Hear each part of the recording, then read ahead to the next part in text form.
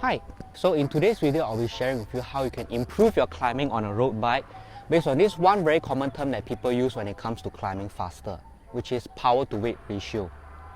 Now power to weight ratio can be measured in watts per kilo.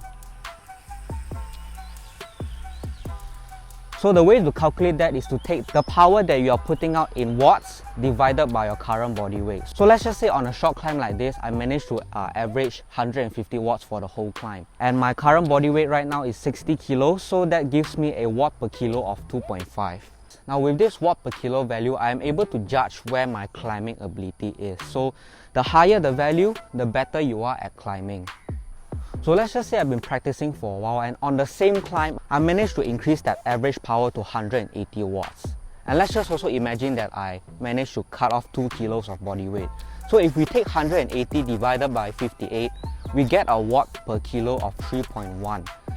Now a 0.6 watt per kilo increase is a very significant improvement. And you can pretty much expect to feel the difference the next time you go out on a road and ride.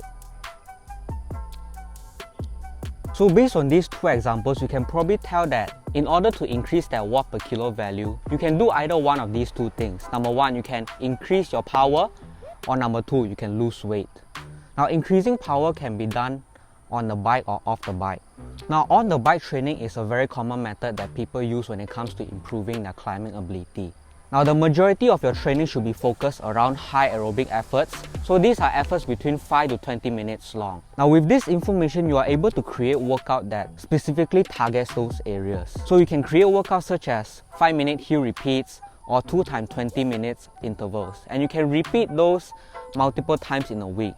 And all those workouts will result in you improving your sustained power. Once your sustained power becomes better, automatically your climbing ability will become better as well.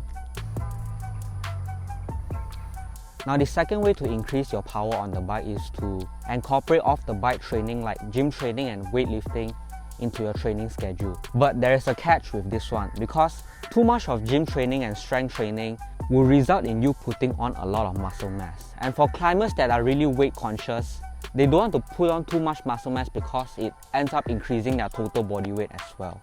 So for climbers that are really weight conscious, I think gym training and strength training should be done in moderation.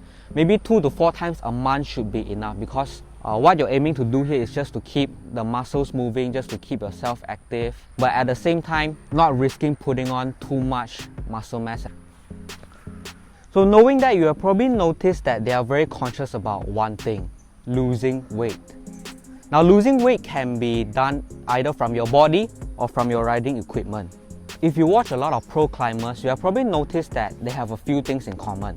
Number one, they are very skinny, and number two, they have a very low body fat percentage. Now the reason why they adopt such an extreme body physique is because they want to starve the fat that contributes nothing to their power except for adding weight to their body, but at the same time being able to preserve that muscle mass that helps propel the bike forward. So how are they able to achieve this body physique? Number one, they go on a very strict diet. All their calories and all their proteins, all their vitamins have been calculated for them to consume. So whatever they put in their mouth, they are very conscious of that. So that is why with the proper nutrition, they are able to starve the fats and preserve those muscles. And the number two way is something that I myself has tried also, which is fasted training. Now fasted training is a training method where you go out and ride in the morning without having any breakfast prior to the ride and without consuming any food during the ride. Now this training method kind of goes without saying, but because you are doing it fasted, the ride must be low intensity and very short, because you do not want to go super hard. You want to bear in mind that you are not bringing any food or fuel with you. So this low intensity short ride is really targeted to starve those excessive fats. If you had a very heavy dinner last night, or if you've been putting on a little bit of weight lately, I think you can definitely give this training method a try, because I found that it has worked for me. Now if you take a look at their riding equipment, it has all also been carefully chosen. So everything from their wheel set, the carbon wheels, the carbon frame, the group set, the components, the handlebars, the saddle, their shoes, helmet, riding gear, everything is all carefully chosen because they only bear one thing in mind: every gram matters. So when they choose their riding equipment properly and they go on a strict diet, they do the fasted training, they cut down their body fat, all of that when combined, you get yourself a Tour de France climber. So this is one of the many ways to improve your climbing ability. Your power to weight ratio really matters when it comes to climbing. So remember to share it with a friend who might not heard of this watt per kilo concept yet, and encourage them to increase their power and lose their weight.